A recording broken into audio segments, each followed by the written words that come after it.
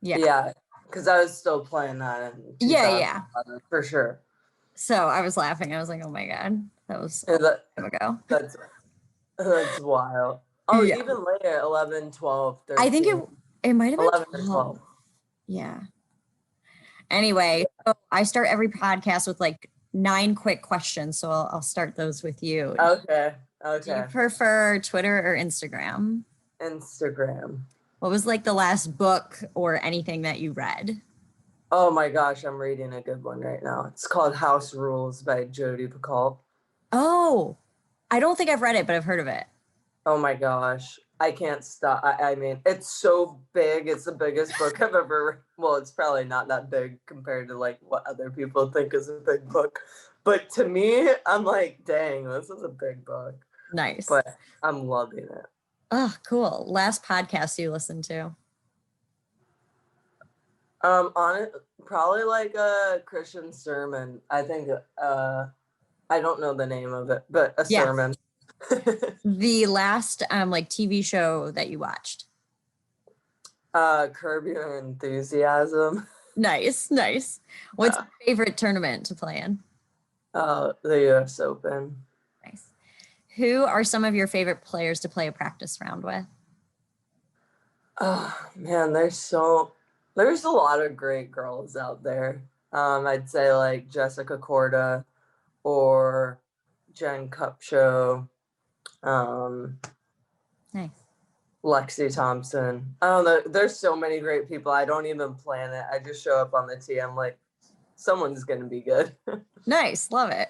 What's your favorite workout or like specific exercise to do? Probably some sort of lunges. I'm always lunging all over the place. Nice. What is a snack you have to have when playing golf? Probably beef jerky. Yeah. Yeah, I have to have it. I love beef jerky. Nice. But only when I'm playing golf. I don't eat it really outside the golf course, which is kind of weird. Right, but I also don't know like when would be a normal time to eat it. That's very true. Like I'm not just gonna like sit in my kitchen like snacking on beef jerky. Yes, that's very true. Yeah, like what is the proper time to eat beef jerky? The golf course, absolutely. Yeah. Lastly, what's your favorite shot to play? I love when I'm hitting a little fade. Nice. Yeah, just a little feather. Yeah. That's my favorite. Cool. All right. So I want to start a little bit at the beginning. I heard on a podcast that you like love gymnastics growing up. How did you then go from gymnastics to golf specifically? Sometimes I wish I stuck with gymnastics. No, I did it really young. And my dad's a golf teaching pro, so I always grew up around golf. So when my brother started playing, it didn't like matter what sport I was playing. I'm like, I'm gonna drop everything and do what my brother's doing. So that's kind of like how I made the switch, was because my brother. Got it. Okay. And one of the bigger events you won as an amateur, we just talked about it, was the Rolex Tournament of Champions. But I was looking at the leaderboard. It's a really fun group of names. Like you have like Danielson, Sarah Brooks, Andrea Lee, Aria Jutanagarn. How do you feel like junior golf set you up to go directly professional? Honestly, like now, because since I turned pro like young, a lot of the people I played in AJGA and amateur golf like weren't on tour, but now it's like, like wait, everyone, this is junior golf all over again. Like this is awesome. I think like the AJGA did such a great job, just like with having the leaderboards up and just like they made it feel as close to a tour event as much as possible. So I felt like it wasn't like this huge jump from junior amateur golf to professional. It was like it helped you kind of mosey into it. Interesting. So I heard you talk about a little bit how you were like criticized or like you didn't feel like you belonged as much because you went pro straight from your junior career. Do you like why you felt this way? How like you were kind of in limbo? Yeah, I think I just was stuck for a while because I wasn't sure if it was the right choice, because I'm like, I don't know I hate making decisions to regret. So it's like if I turn pro, would one day I wish I went to college, or if I went to college, would I wish I turned pro? So, but I have my parents and a couple really close, like good mentors that really help me say, like, look, you turning pro is definitely the best decision for you. Make that decision and don't look back. And it's been pretty great. So I haven't like wish I went to college. Sometimes I get nightmares about going to college. I'll be like in my dream I'll be like having to write this super long paper. I'm like, why did I go to college? Why did I go to college? And I wake up, I'm like, oh thank God. I guess like that's how you know. Yeah, I'm like, oh, we so made the right choice. Nice, nice. I guess that helps. And did you feel like you were able to just kind of like get past that right away? Yeah, I think like for a while there was always that thought, like if I wasn't playing good enough, it was more of like a thought of what others people thought of me, like, oh, she should have went to college. What is she doing out here? Mm. But I don't know, I have such great family and a support system, like since I was a little girl. So they like really have helped me feel like, no, this is what you're supposed to be doing. Trust the process. It's all gonna be all right. Nice. That's great. Yeah. You did start your like professional career with your caddy, and he was on the bag for a few years. Yeah. Did you guys just have like a good thing going, or why do you feel like it lasted as long as it did? With my dad, you're saying, right? Yeah. Yeah. Yeah. Sorry, because I also have had my brother I caddy for know. me. I'm like, I sometimes get the times overlapped. No, no worries. Yeah, we're so close. Like, we're even now we're just like best friends. I think it worked out so well because he's such like a chill, laid back dad. Like with all the knowledge he has of golf, because he's my coach as well, like he never overstepped like boundaries, you know. He just really let me do my thing and was there when I needed help. And I think like that's probably why we have such a good relationship, especially in the dad caddying for the daughter. Like that could have went one or two ways, you know. And Oh yeah. he's just, I probably wasn't the easiest person to deal with at being like 19, 20 years old. So he's the same. Yeah. Nice. And so yeah, talk to me a little bit about like, so if is he still your coach? Yeah. Nice. So like when he was caddying for you, like would he like take that like coach hat off and just be a caddy, or do you feel like he kind of like would do both? I think when he caddied, he was more like my cheerleader almost. Like Yeah. he wasn't so much trying to help me on the course as like more just being like my dad. It was more just having my dad with me. And then like that, taking the dad hat off to then coach. Um, he's always done a pretty good job about it, actually. I mean, there's definitely been times where I'm like, can't you just be my dad and stop with golf? You know, there's definitely been a little bit of times, but I think we all kind of like figured it out, you know. Yeah. Yeah. And so then when did your brother take over? My brother took over almost like 4 years ago. Oh, wow. So, yeah, he caddied for me like 3.5 full years. I don't know, with 2020, Yeah. my time frame's a little off. It was either 3 or 4 years. Um, you know, I've loved having my brother caddy for me. Like, he can't caddy for me coming forward because he's like actually like doing his own life now. You know, Yeah. and it makes me so sad because Got it. So have you found someone new yet? I I have for the first couple weeks. I'm still kind of looking, and Nice. I've never had to do this. You know, I've always had like my dad or my brother, and like that's that. So now I'm like, wait, I gotta like, this is like whole new territory for me. Yeah. Yeah. Yeah, So your brother, he grew up playing golf as well. So what yeah. was he doing before he started caddying for you?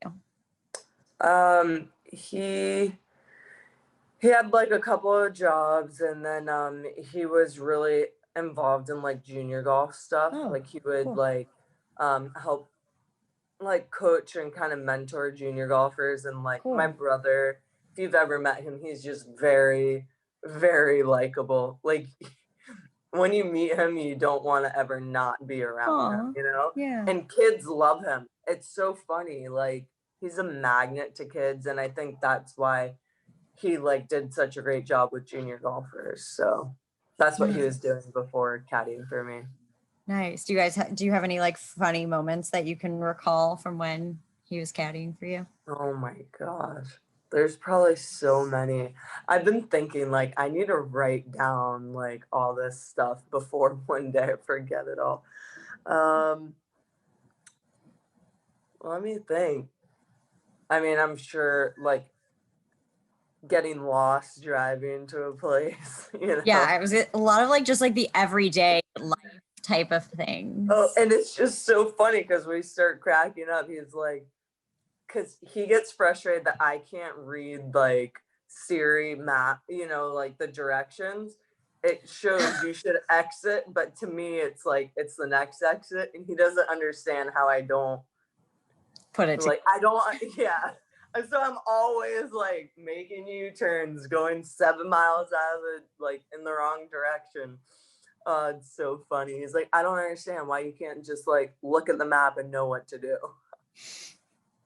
amazing. Like, yeah, I'm like, you know what? That's my big brother. That's a big brother for you too. You know, Right. Yeah, you get a getting little bit of that. frustrated with their little sister. Totally. So Yeah. your trajectory of success on the LPGA, like you've been on a pretty solid incline since you got on tour with like close finishes to winning. How would you kind of describe your career so far on tour? It's been. I'm glad you see it as going that way, so that's good. Um, I've had like a lot of like struggles off the golf course that I don't think really I've always been like, you know, if I'm gonna play golf, like I'm not allowed to think of anything else. You know, I'm not allowed to deal with problems at home. Like it's just golf. So I think like for a long time I was like carrying a lot of weight without knowing it. Okay. And finally, like this year, I feel pretty free. So I'm excited to see how like golf and life really go hand in hand. Like you see people that are free and loving life, they're playing great golf. And it's Yeah. like so I'd say like my career has been a lot of like it's funny to think like a lot of people see my career as like how I'm performing, and a lot of the times I'm thinking like, oh man, that was like the roughest time in my life. Like it's funny how Yeah. I see it like a different way, you know. Um but strictly performance wise, I feel like I just want to be doing a lot better than I have been. Um, and I think like now that life has been getting a little better and stuff, I'm hoping that like I can achieve some more of my goals. Good. That's awesome. Yeah. Glad that you're like on the up. Yeah, it Off feels the golf good. I'm course. like, wow, this feels different to be on Oh, the up. good. So, I mean, I guess this kind of leads into it. Like 2020 was a unique year for like all the obvious reasons, but was there something that you learned about yourself and your game this past year? um, well, yeah, during quarantine, I fell off my bike and Right. fractured my elbow. So I've like had a lot of time by myself to like Yeah. really think about things. My golf game wise, I did learn like I realized like I'm not as good of a putter as I used to be when I was younger. And since my dad's my coach, we've been like having like a lot of conversations. I'm like, why was I so much more free when I was younger versus now? And Yeah.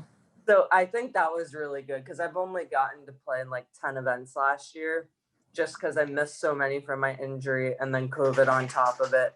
So I think it was just more of like a growing year in general. And then like golf was just kind of secondary. Yeah. So yeah. Interesting. What do you feel like you learned about yourself, like personally? Um huh, a lot. I think I've like taken more like personal inventory, like certain Nice. things that have like hurt me. I used to feel very like how could that person do that or why would that situation happen instead of like looking at myself and being like, all right, what part did I play?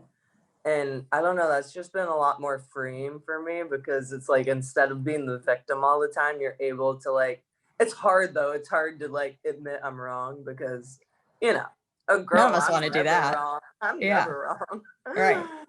But like to really admit where like I was wrong or messed up or could have done things differently, I think like it's such a good opportunity to now grow and learn and see like where I can be better. So that's been like a huge thing for me lately. Cool. Cool. Yeah. You don't mind sharing. You did talk about how you had the bike accident. What was the recovery process like?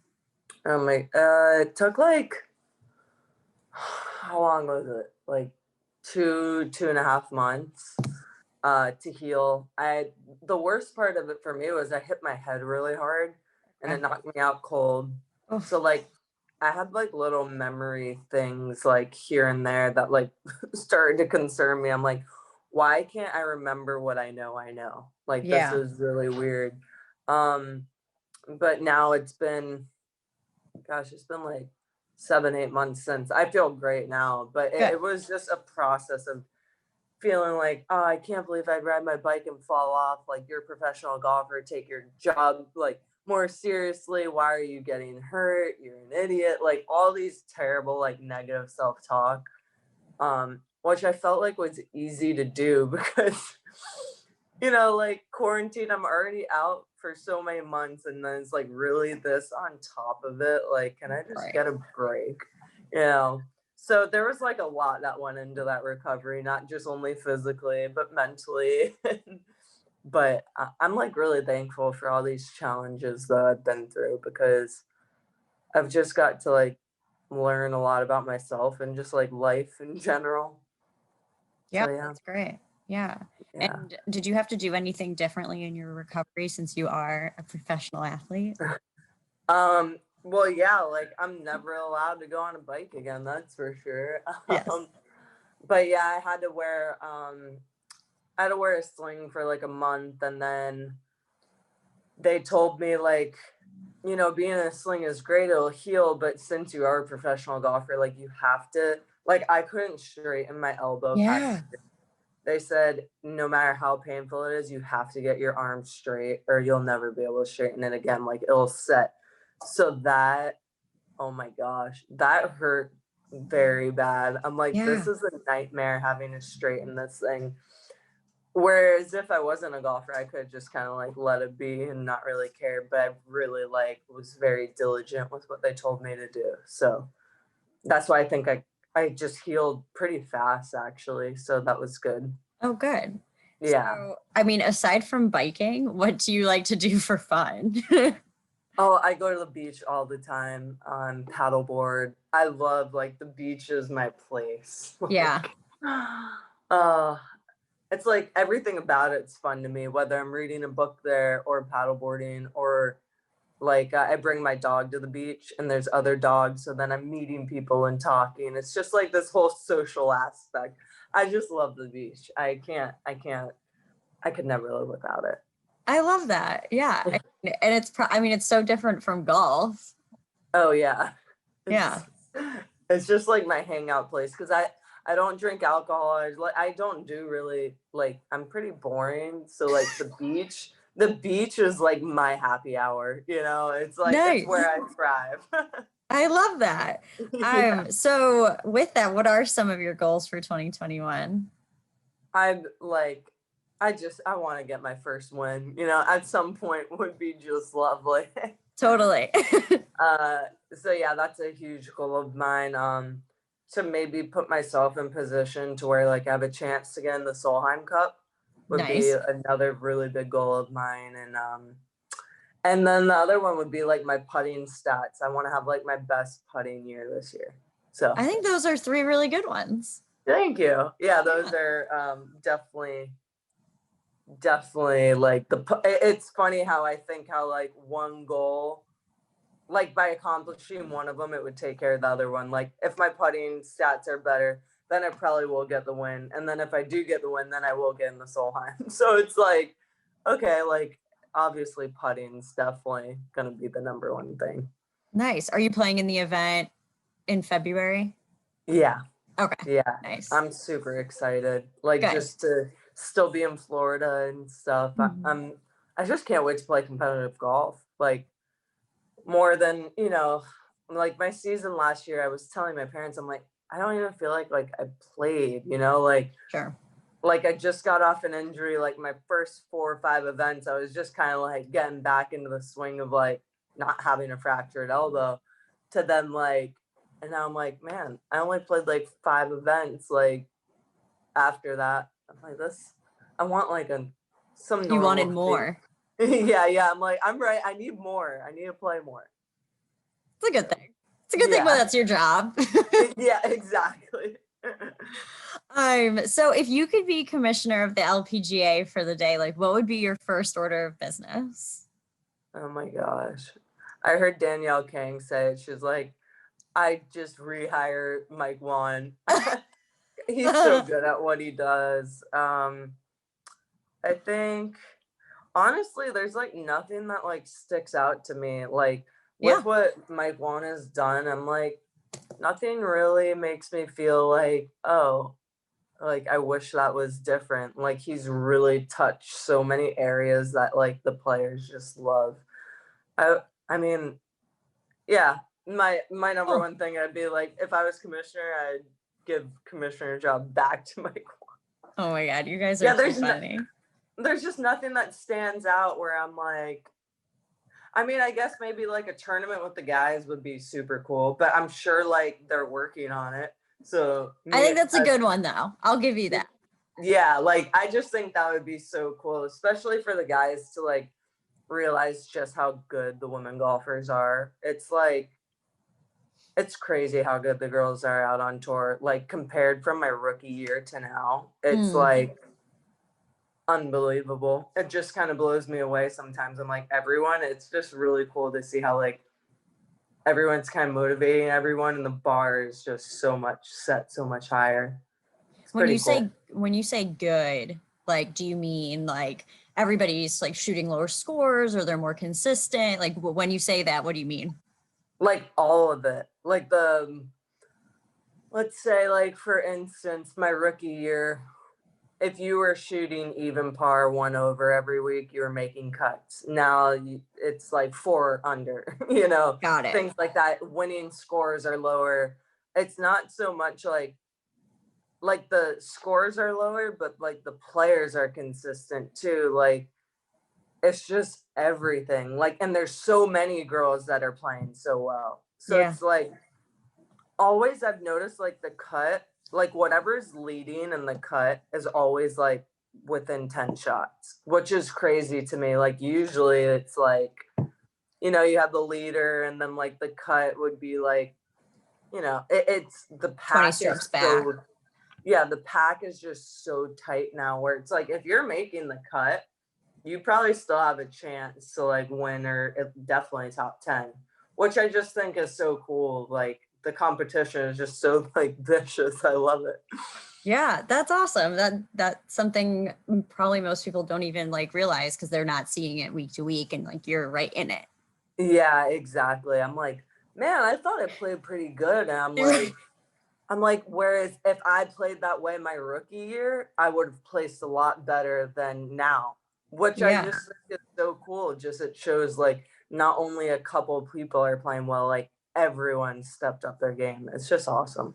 That's super cool. So you know that For the Ladies is like all about like introducing women to golf. So if you had any advice for women who want to pick up golf, what would it be? I'd say like go like with your friends, like definitely get a foursome together, people that you like to be around, and like just like go play, and like maybe I would say like test it out, but like maybe getting like a group lesson with your friends I think would be really cool. Like if I wasn't a golfer, like I would think of it as another sport, like to get like have like 5 of my friends go and get surfing lessons. Like that would be so much fun to me, where we could all learn together and then go like apply it and have fun. Like I definitely say like do it with your friends. Like I think it's one thing, like if you have guy friends that play, to go and play with them is fun, but like if you're just starting, like I just feel like that's too kind of intimidating. Like golf, it's like it's not easy. So especially if you've never played and now you're playing with someone who plays every day for years, it's like definitely keeping your skill level is like would make it a lot more fun. I love that. Yeah, speaking of surf lessons, that's what I've done before is like I've never surfed before, but we did a group of 4 of us and we all just went out there and learned how. It was so much fun. Oh, how fun. Like, especially because the 4 of you never done it. And we could just like laugh about it because like no one cared. Exactly. Yeah. Whereas like if you had 2 of your friends are like pro surfers or surf every day, you're like, all right, I can't relate.